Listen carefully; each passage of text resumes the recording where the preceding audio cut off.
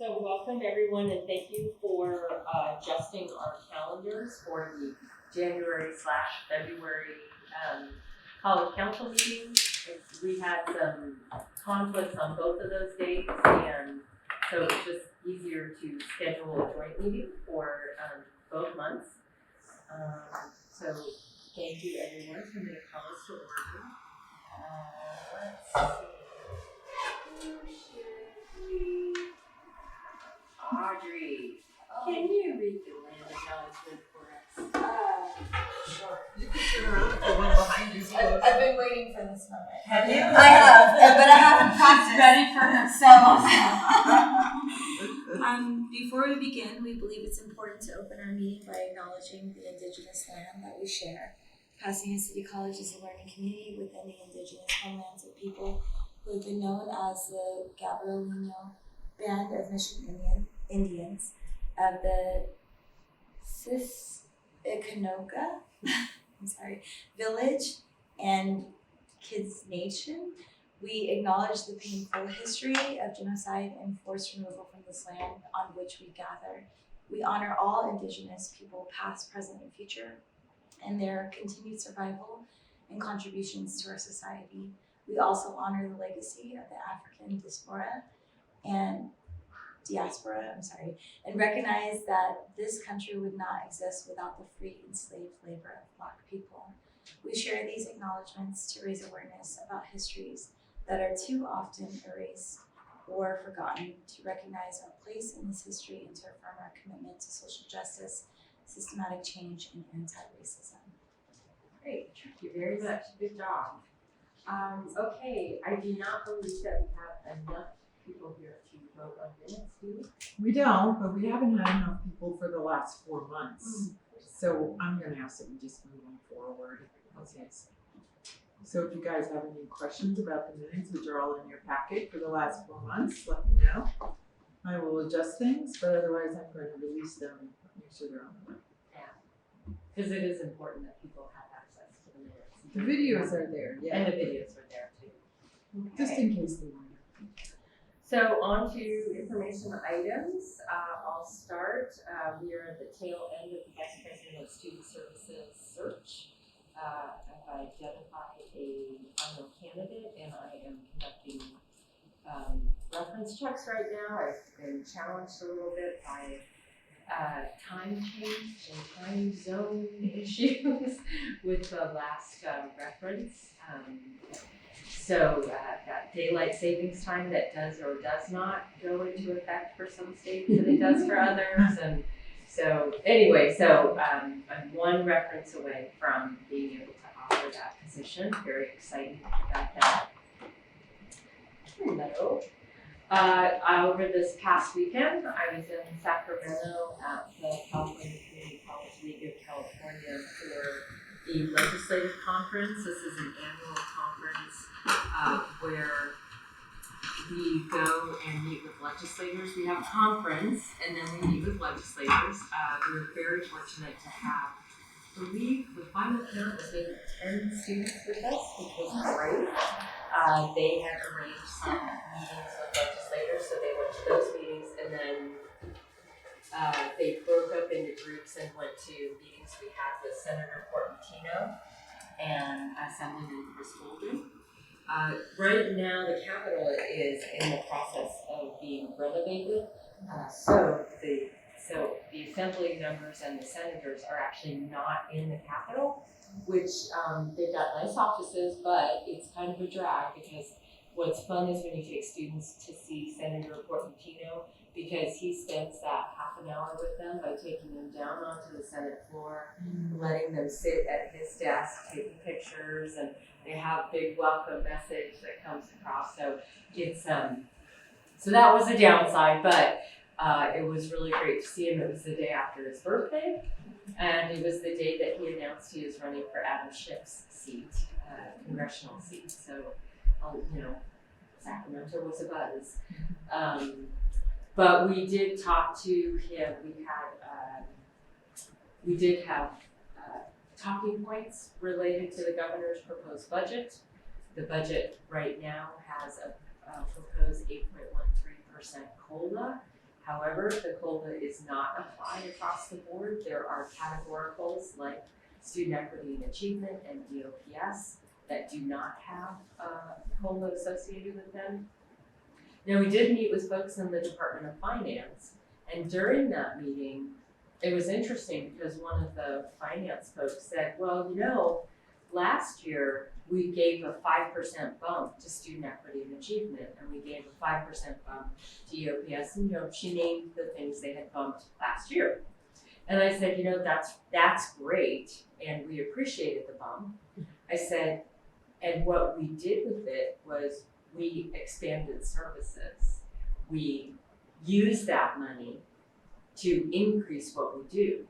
That's 5% bump is not the same thing as an 8.13% COLA, because that is designed to recognize the increased cost of doing business, basically. A bump or an expansion is really about expanding services, which we did. So now, and in a lot of these meetings, it was like, oh, so people in categoricals then won't get whatever COLA you give out as a college. Like, no, that's not how it works.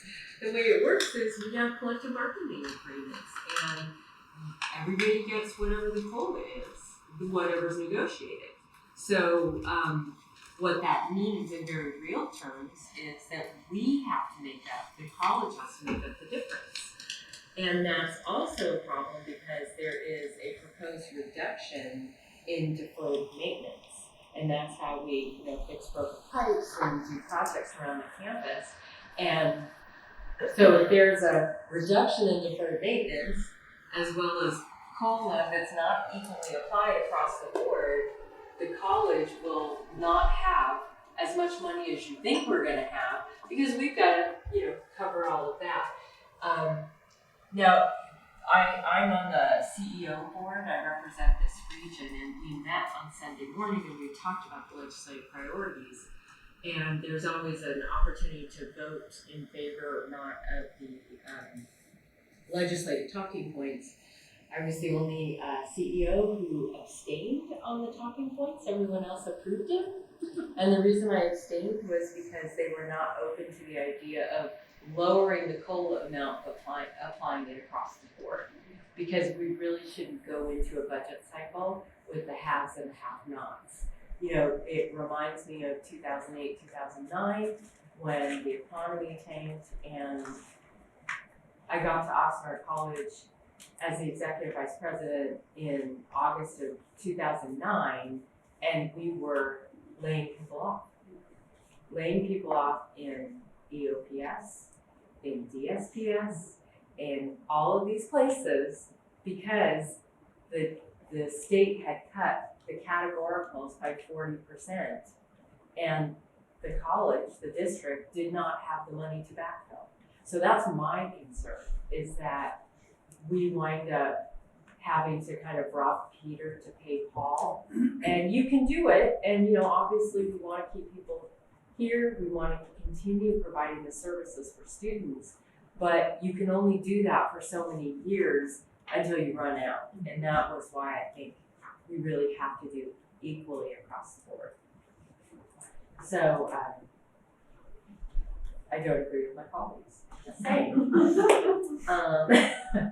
So we also discovered that there might be some misinformation in the Department of Finance in terms of how community colleges have been told the end of hold harmless will impact us, which is in 24-25. I'm not going to go into all the details of that because we are trying to figure it out. But from the sounds of it, the Department of Finance thinks hold harmless on the end of it means this, and the Chancellor's office that is telling us how that money is going to happen thinks it's this. And that's a problem because these two entities need to agree on what they're actually talking about. So we have our lobbying group working on this, trying to get the Department of Finance and the Chancellor's office to have the same conversation.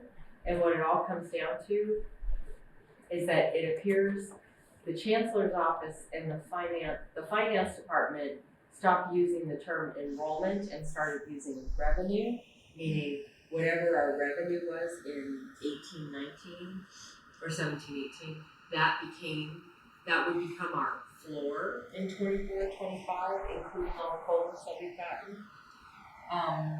What the Chancellor's office appears to have heard was whatever our enrollment was in 17-18, and then that would be our floor in 24-25, but without any of the COLAs that we've gotten. And between that and then and now, especially if the 8.13% COLA happens, that's 23% COLA. So that would be us going back to 17-18 minus 23% of our budget. And when we explained this, the guy at the finance department, Chris Ferguson, was like, well, we would never take away 23% COLA. I said, well, I'm happy to hear that. Can you say that in writing? But these people over Yes. here do not think that. They're thinking, so, and just to be clear, enrollment and revenue are not synonymous. Like, those are two different words. They mean different things. Really, they mean different things. One is supposed to drive the other, but if you're just looking at the revenue, that's one thing, but if you're looking at the enrollment, that's something else. So we were trying to get to the bottom of that and trying to work with the Chancellor's office, hopefully, to get a clarification, because that's a really big boo-boo. And that's a technical term. So, and then another issue that's in conversation, and I was part of the team that gave a presentation on this, including Jenny May, who's the president of the statewide academic senate, as well as my colleague Kevin Walters from Allen Hancock, and that was on AB 928. That's the single GE pattern, the CalGETC. If that goes through, although UC has already accepted it, it will mean that we will no longer have Area E within our general education pattern, and that impacts student success courses, kinesiology courses, as well as health and nutrition. So it has a significant impact on us as a system, and so what we are trying to do is figure out legislative fixes. I hope all of you who weren't there, and I know many of you weren't there because the room was kind of empty, for my last presidential forum, and that was on economic and workforce development. I know in your spare time, just go online and take a look at it. I know you want to. And then the one that is coming up at the end of February, on February 28th, is actually going to be our very own Candace Jones and Jesse Wang talking about the governor's initial budget proposal, what it will mean for us if it goes through the way. And you can imagine that between January and May, many things happen to that budget, and those are all happening right now. So we'll have a presentation on that on February 28th, which is really important information. And then lastly, we are working really hard on getting to stay at PCC Rosemead. There was a board vote from Almonte Unified School District Board a couple of weeks ago, basically saying that they wanted to enter into negotiations for us to stay. But it is a very big hot potato issue within that district. So our goal and our conversation with the superintendent and the CBO of Almonte yesterday was how can we stay? But there are a lot of politics going on that are not within our control. So with that, I don't see Laura, so I'm going to go to So we sent out, on the first, we sent out the Campus Safety Advisory Committee application process and announcement, so we're super excited about that. We've already gotten 25 applicants. Oh, 11 wow, which that's are awesome. students, so I love it. We've got, so that you know, if you look at the charter, there are 25 spots on that, and 10 are actually reserved for students. because we really want to center the student voice in this sort of conversation. And so to have 11 already apply within the first 24 hours, I think is super amazing. So we're excited about that. That application process closes at the end of this month on the 24th, and then with the goal of us hosting our first meeting. The meetings are structured in a 90-minute increment. And what it is sort of like first a teach and learn moment, and then a topical based on a topic. Because there's a lot of regulations and laws that actually require that our campus police and safety department have to follow. Like, we don't get a lot of wiggle room on that. It is this thing. So we want to always start with what are the regulations that govern whatever topic we're talking about, and then get into some smaller work groups about any adjustments or questions or hearing back from students related to those pieces. So if you're interested, please apply. There is a standing group. There are 7 standing members on that committee. One is the president of Associated Students, myself, their chief of police, our associate vice president for equity, diversity, inclusion, and justice, as I stumble, our dean of student life, which is currently open, so we'll work with the new VP of student services to help with that. Our Title IX coordinator and a personal counselor in the mental health area will also be appointed to that piece. And that group will help to process the applications and make the selection. So again, super excited. There's some new Title V regulations related to campus safety, pieces that we have to put in place that, most of which we've gotten in place, but there are some little tweaks here and there that we received from the chancellor's office. And so this group will help to navigate those changes and having conversations about those. So that's super exciting. We're happy about that. We are currently doing some work on space utilization in preparation for our bond project. So as buildings come down or things come up, people have to move, right? So we're really trying to better understand how space is used today. We had a consultant come in and walk through all the spaces and do some calculations. So we're going to be starting to process that with our instructional side of the house.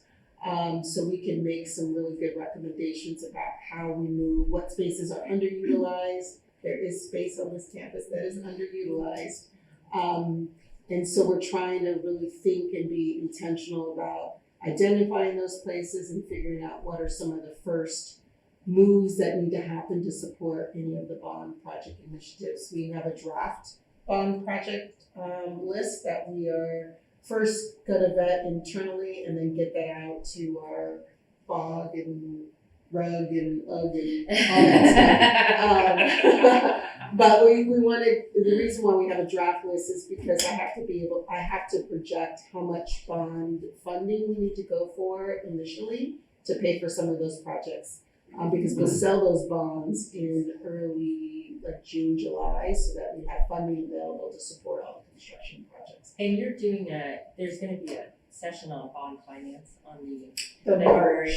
March. Oh, March. it's March now. That's what we requested, March, because February is booked. I mean, you guys have Judy week. Oh, yeah. Yeah. That's right. So I didn't want to impact that. Mhm. So Yeah, if we we'll have need to that. just, those are the big items. We have awarded an intent to award for our food services provider.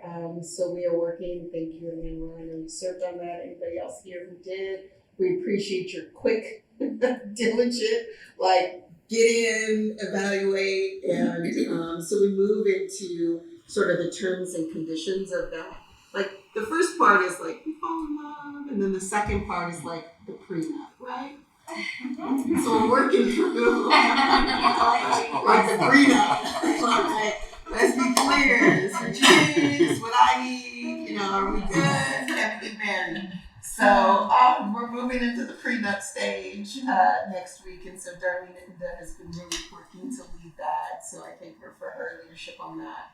But there's just a lot of moving pieces. Did we think we would passing things so quickly. No, but we did it. Yay! Again, thanks to everybody who served on that because I know it was a pinch to get that. It'll be on the February board meeting, and with our goal is to start services, food services, the day after we end spring break. Yeah, so it's March 7th.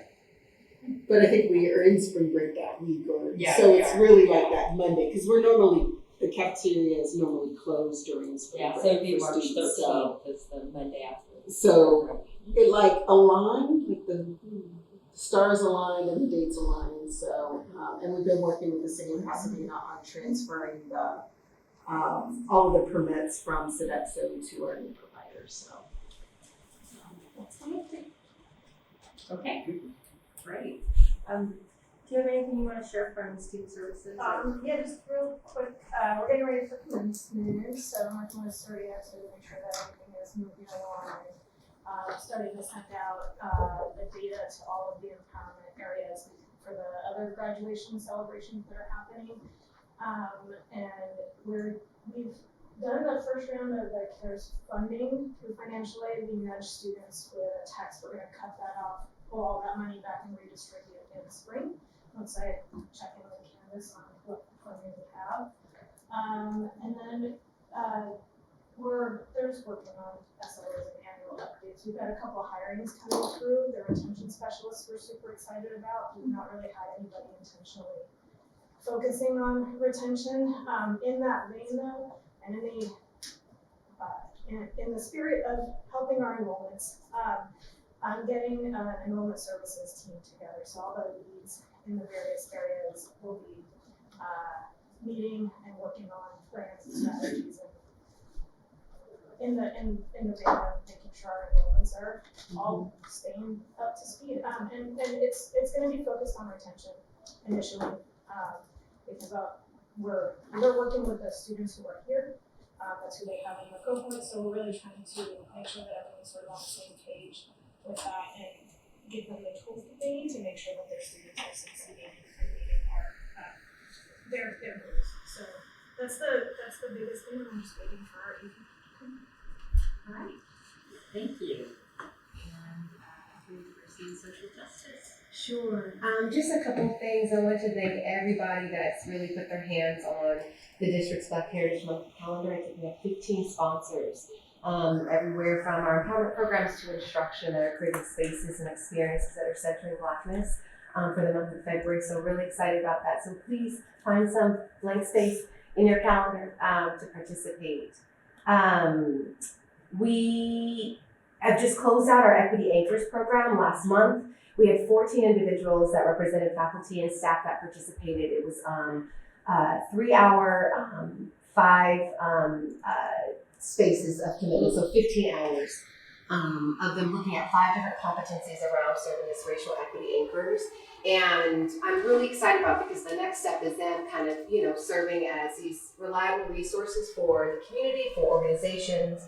And I want to read kind of like how we're framing it. So our racial equity anchors are people who call attention to racism in uncertain or difficult situations and take action to disrupt the actions, behaviors, policies, or decisions that reproduce the effects or outcomes of racism. These people step up, speak out, and compel others to join them in disrupting racism. So hopefully, if we don't have an individual that's, in your organization, that we create some sort of liaison kind of efforts so that you all know who they are and how to find them. We've kind of created these decals that you'll see kind of in their office spaces and little pins that say Leading Lancers, so that you know who our racial equity anchors are. We're also thinking about what space or forum that we can have to kind of introduce them to the community so that you all know who those reliable resources are on campus. So we're really excited about the potential of that individual capacity to support our organizational capacity. We're going to be partnering with Institutional Effectiveness to reimagine our summary ethical statement here at PCC. My understanding is that was crafted some time ago, and just thinking about, where we are in our, moving quickly forward towards, focusing and centering DEIB, the work that our academic senate's doing with liberatory education and so forth, how we make sure that we take those core values and make sure that they're in the fabric and the language around our ethical statement. And then hopefully that's one building block to kind of, maybe infusing some of that language and practice to inform attitudes and behaviors in some other spaces. So looking forward to tapping into your groups to have some representation at the table for that conversation. I think that's great.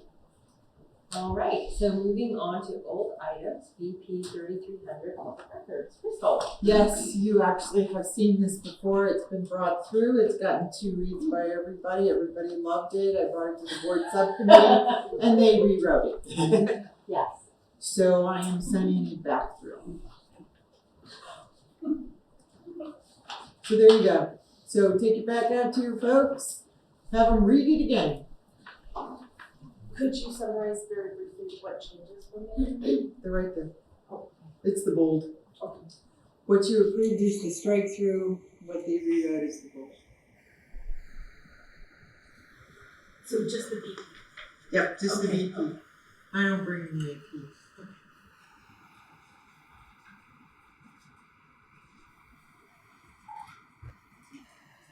Y'all reading that? Okay, thanks. All right, new items. Yes. Discussion and possible action, curriculum and catalog effective date alignment. Yeah, it's in your packet and it is a lot. I'll pull it up right. It's a lot of what course? I guess.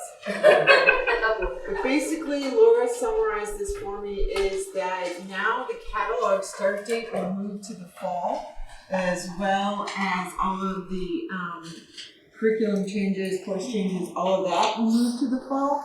And my understanding is to align that with the UCs and the CSUs who start their catalogs in the fall.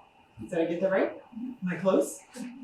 Okay. So she wanted everybody to know that. You don't really need to take action on it. C and I already did, but they're putting that in place. I can't answer any questions, but you can read the whereas and what fors. But that's what she told me it is. Okay. She wants everybody to be aware of that. That's kind of a big change for us that we're going to start our catalog in the fall. Meaning for like residency requirements? Or Nothing for catalog rights. just for, okay, that's what, Yeah. catalog, right? But And- what have we done before? Well, so when a new course or curriculum changes, they started in the summer session, but now they're all going to start in the fall. Oh. Is I've did I never get that been right? a place where it was in the fall, so it's interesting. Well, welcome Okay. to PCC. Okay, that's why I was reading this, trying to figure out what What are these we people actually doing? changing? But that makes sense. Okay. Awesome.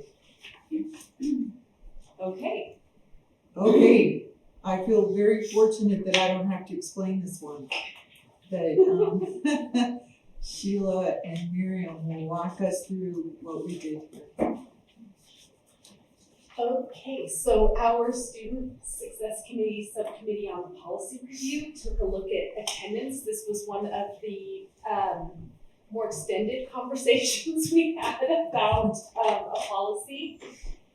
Miriam, the census date was really about calculation, right? And so the language that existed in the AP did not actually represent how we were calculating census. So we worked with Terry from A&R, and Arlene Reed from A&R to just clean it up and make it actually reflect how census is calculated.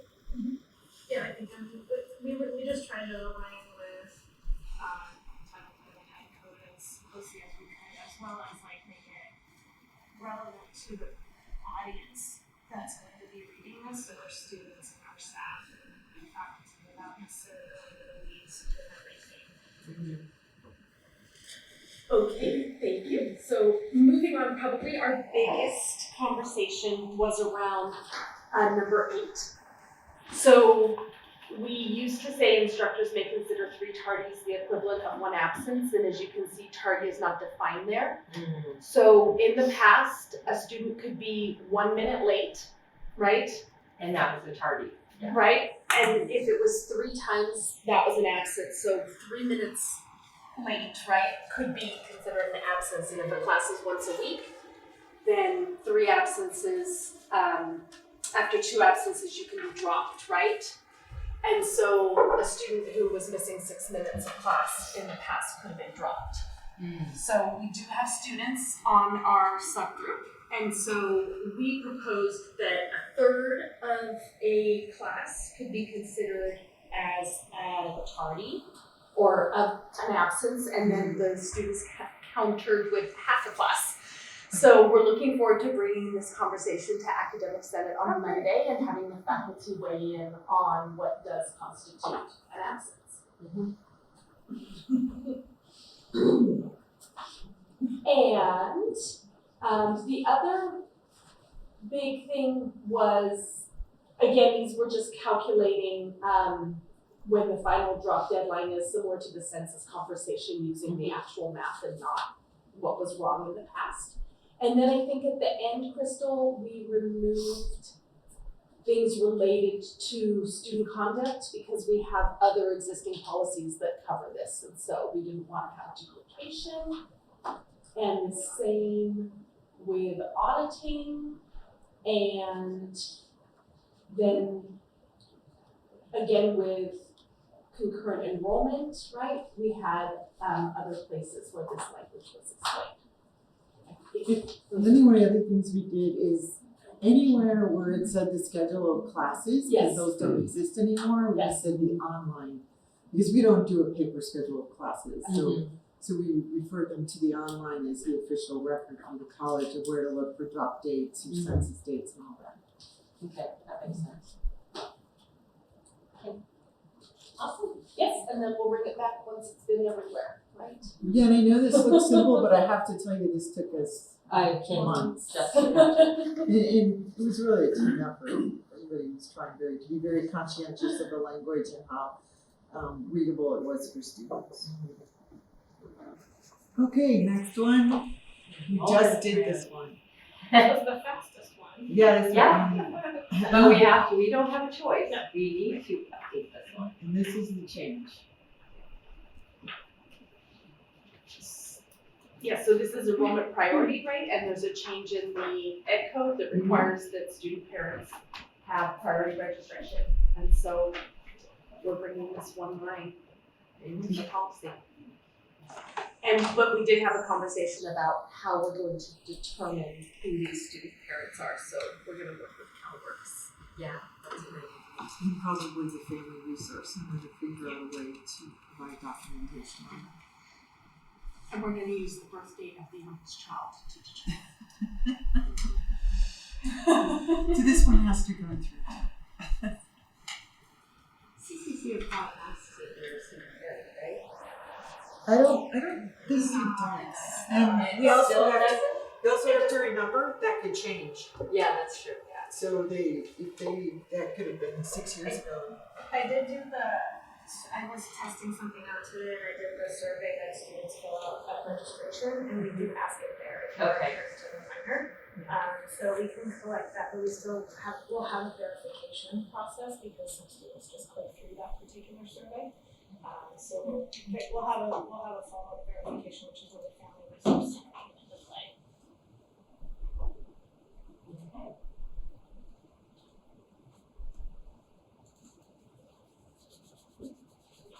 Okay, great, thank you. Now we go on to special topics goals. I do have one correction to make in number 2. Or, no, not number 2.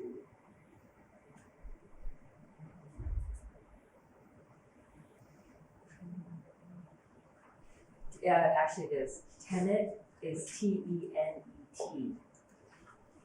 There's no N.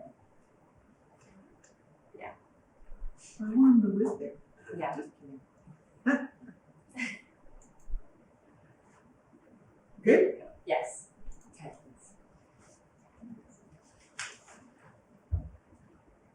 Okay, so those are our goals. Excitement? Can't wait to get started. Yeah. All right. Yes. Okay. So I'm getting clapping. Now, had we approved these? No. No. Okay. You asked me to make changes last time. I thought I captured everything you wanted, Mhm. so we do need this to be approved. Okay, do I have a motion to approve? Motion to approve. Do I have a second? Second. Great. Any discussion? Okay, hearing none, all those in favor, please say aye. Aye. Opposed? Abstentions? All right, we got ourselves some goals. Awesome. Yes. May I just ask a quick question? I've heard about liberatory education, but I've just heard it as like a word or an expression. Will there be any kind of like education in terms of like what that means? Dr. Lopez, would you like to? This is her family. Yeah. Absolutely. Yes. We already presented once at Professional Development Day. We can do more of that. And we have additional resources that we're looking at to stay In addition to that, per our last goal, the anti-racism policy we're working on, we're adding definitions to the body of it, and we're sharing definitions with the advocacy. We also have classified groups who receive the wholeness explanation, rationale,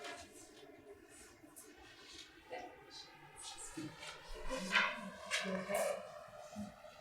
And then the next one is attendance at campus events. I'm not sure what this is. You do know. When I tell you, you'll know.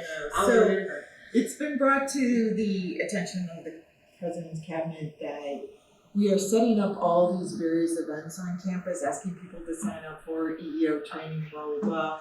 22 people sign up, say they're coming, RSVP, and then 2 or 3 show up. So there is a dollar amount attached to offering these events for the college. These all cost us to bring in presenters. And so it's getting costly to offer 10 sessions that we think are full and they're not. So we're trying to look for a solution of how to address this and get people to understand that if you RSVP for an event, there is an expectation that you show up and not just blow it off, because the college has put forth revenue dollars to pay for these events to happen. Is that good? That was good. Okay, Thank you for reminding me. So, thoughts on that? That's right. Can we not just explicitly say that? I mean, gently, so that people at least have an understanding. Because I think, when people see these things and these trainings, they're just like, oh, I'll sign up or I won't go or whatever. But if they actually know that this is something that, we're working towards and we actually have to pay, maybe they'll be a little more respectful of that. And I think it would be great if you could bring this out to your groups, and your constituencies you represent, and let them know that this is a problem for the college. That we're wasting a lot of money.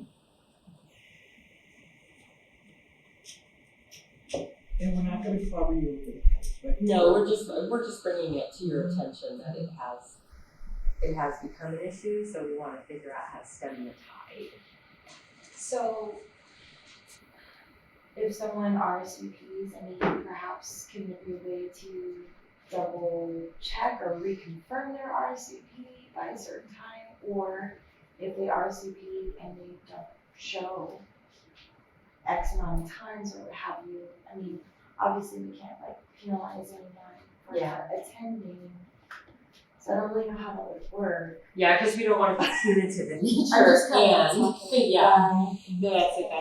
That's a good question. You And can I don't register know. for another 6 months. Yeah, and I don't know the extent to which it's an issue, and it's going to sound more harsh than I mean it, but just the term is repeat offender. Like somebody who signs up and says, yeah, I'll go to that, yeah, I'll go to that, and then time and time, again, they don't. I don't know the extent to which it's that versus just folks thinking, oh yeah, that'll be good, but they don't realize that we've ordered food because we thought you were coming, and those kinds of things. So, maybe there is a possibility for how to reconfirm in a particular amount of time so that we can adjust food orders, so we can let people know that there are spaces available, because especially if somebody says they can't go, let's make sure that we get those spots filled. Is this happening through the Vision Resource Center? Because I find it's pretty good at reminders and making you RSVP and including an invite on your Outlook. And so that feels very formal. Question. No, glad that's Bob. Yeah, well, that's Yeah, the EU Yeah. trainings are, and that's the example that we're using, yeah, Okay. so Oh, okay. we use the VRC for those registrations.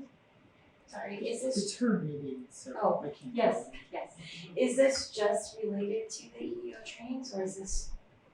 No, I think there are other Okay. examples. It's not just the Okay. EO training. I think what we're hoping is that why we bring it to this group is because it's a campus-wide issue. It affects campus-wide events, and we'd like all of you folks as campus-wide representatives to try to think it through. We don't expect an answer today, but maybe help come up with some solutions or work with your folks to figure out how we can address this and help people understand. That there is an expectation that if you RSVP for an event, we're planning for you to be there, we want you to be there, so please come. We know stuff happens.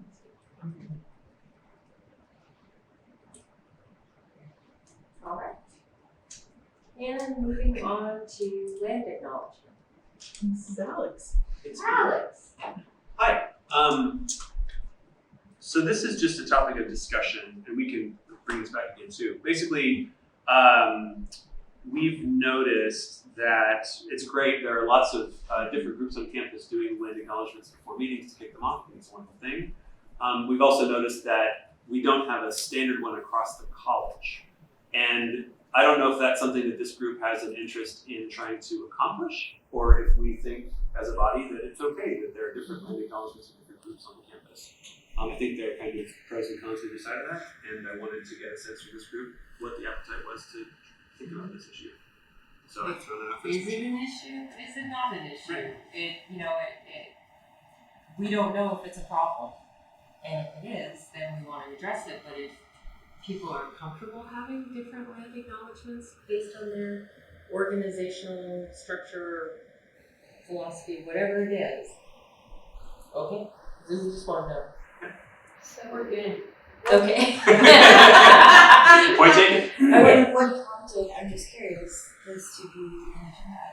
Honestly, part of it might have just been me being a writer noticing consistencies, so call it copy editing. I think another point, in some cases there are things that are said in land acknowledgements that are not said elsewhere, and we certainly don't want it to read that if a group does not say something, that they're intentionally not saying it. I mean, people could draw assumptions. And there have been times, and Alex has had a lot of experience with, we have a land acknowledgement, and then someone comes along. Sometimes it's someone internal to the college, and sometimes it's someone external to the college who comes along and says, you're not saying that the right way, or that's not accurate.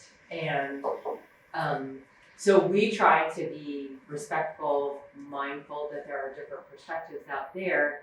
And then you add to it the fact that if we have one version that's in the board meeting, and then another version maybe that's at academic senate, and then maybe one that's at classified senate,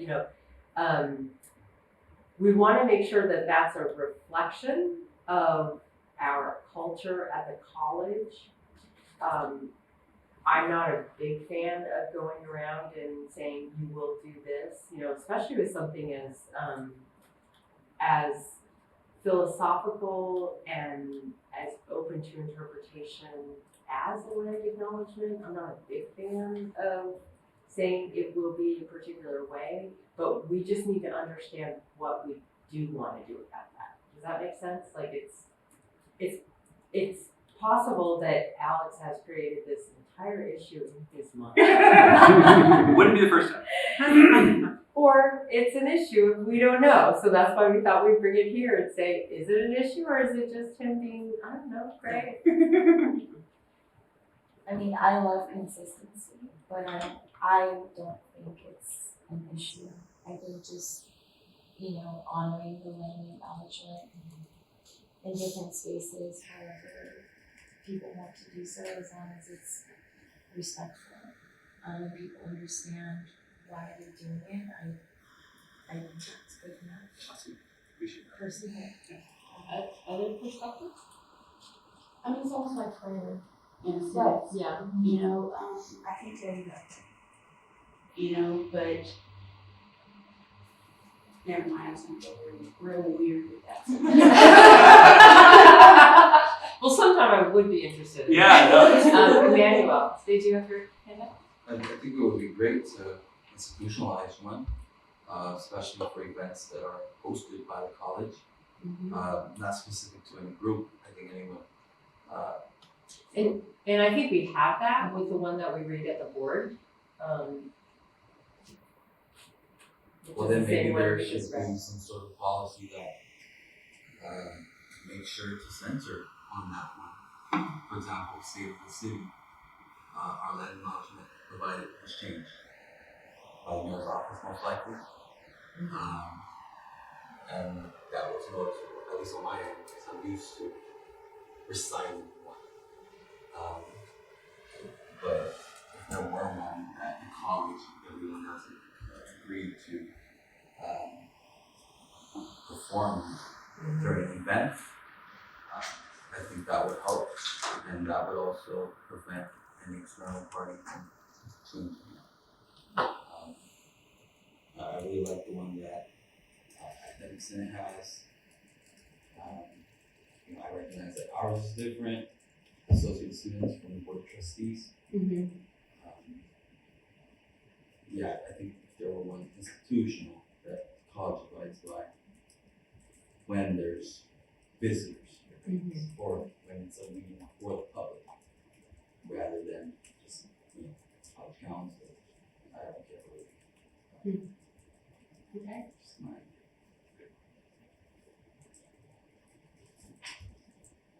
Yes. Well, the purpose, right, is to acknowledge what's the legacy of our country, which is land that was stolen from indigenous people and which enslaved people had to work on. So it's just that acknowledgement within whatever setting. I think those are the core things that have to be acknowledged, and people can agree or disagree with that one. But I know when we read in the Senate, we acknowledge the history of Africans, enslaved Africans. We have to, because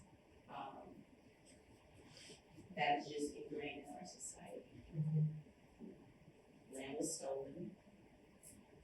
You come work it. It was just a system of the beginnings of our country. And so that's why we like to acknowledge the African contribution, even though, again, they have different settings. But if there was one that was set by an official games, that's fine. But I don't know if we need to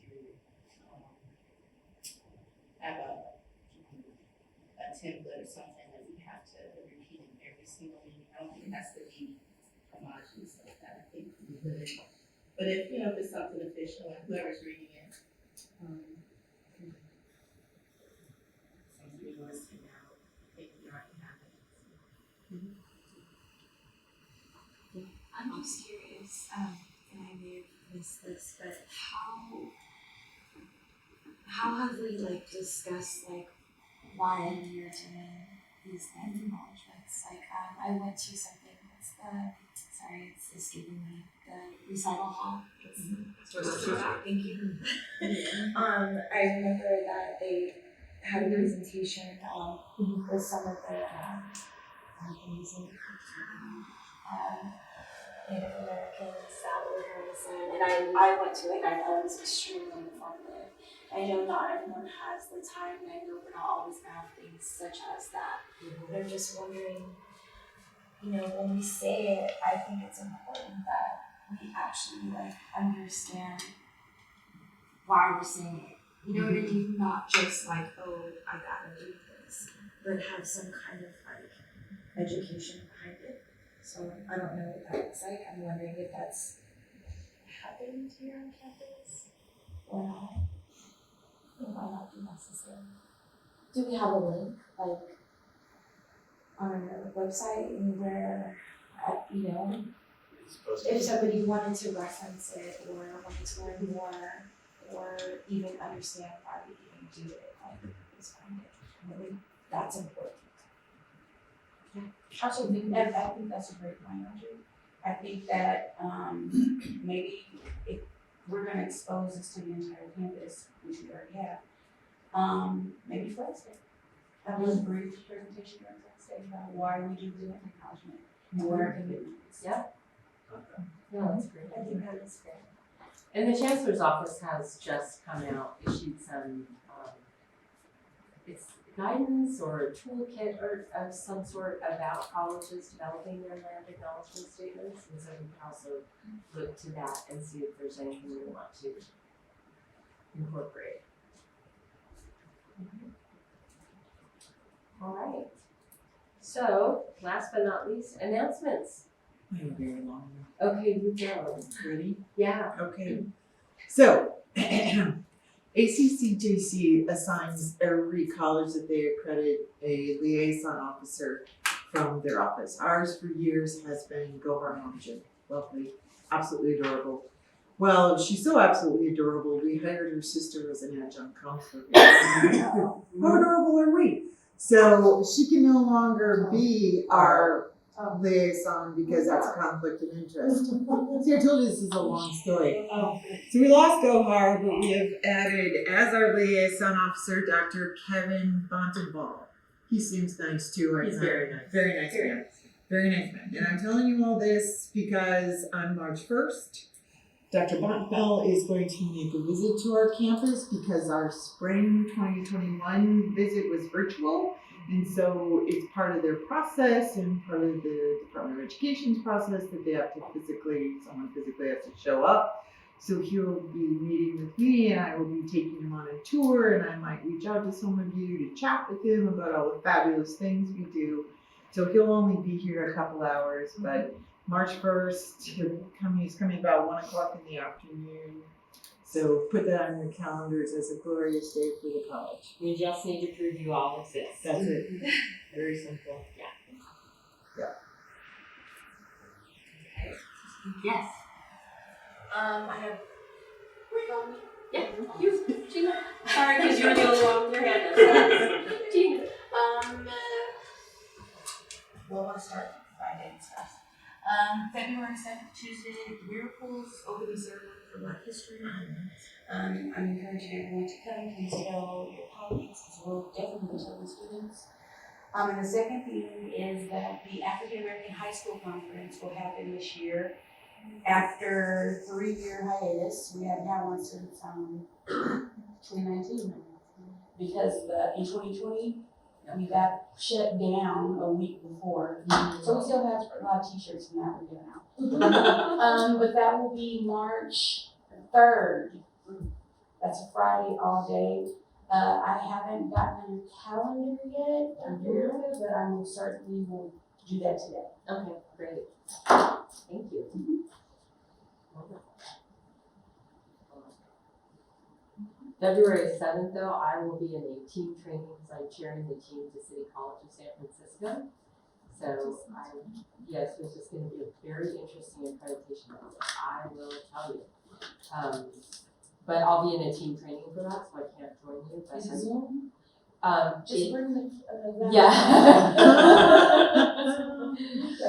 Well, it is in Zoom, but the reason that I'm doing it at home is that afternoon is my daughter's mock trial competition in Ventura County. So there's not enough time for me to get here, do Zoom, and get there. Zoom home. And Zoom home after Zooming in order to get there. So unfortunately, that's why I'm not here on campus that day. But I will be here in spirit.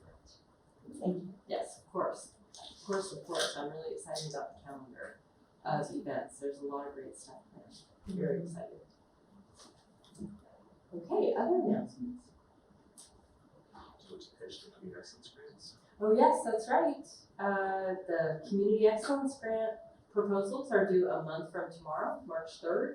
So be thinking, put your thinking caps on if there are projects or innovative ideas, expansions, things that you would like to do, please do remember. And we do have Chris McPeak is available to answer any questions you might have about those. There are trainings that I think we've recorded if you want to watch those.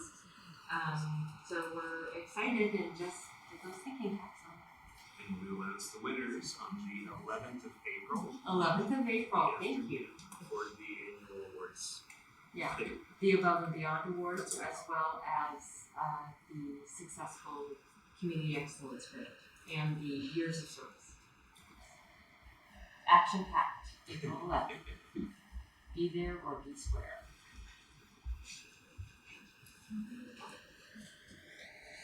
Do you need a song? Okay. 15 square. Yeah. Okay. Anything else? All right, awesome. Thanks to see you all. Thank you.